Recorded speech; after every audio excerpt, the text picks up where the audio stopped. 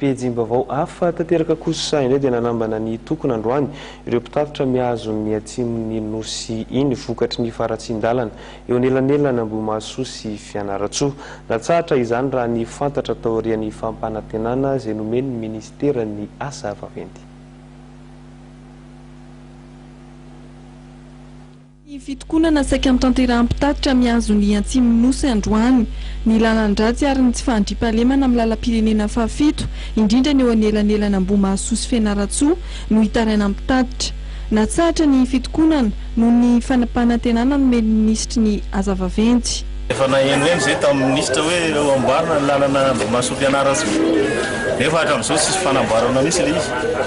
Ka miakina amin'izay aloha mbola ireson'ny fitokonana. Fa raha amin'itoy izao dia tokona ihany ny mpitatitra ka.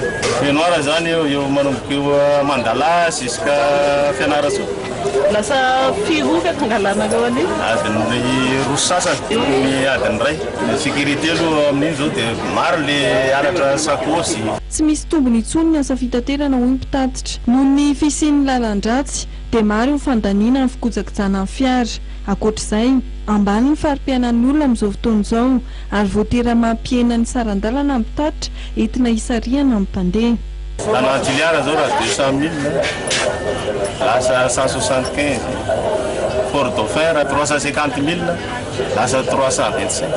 Ny mpitatitra mianatsimo dia manamafy fitakian'izy ireo ny tokony hanamboarana lalam-pirenena fahafito indrindra ny eo Ambohimaso sy Fianaratsoa.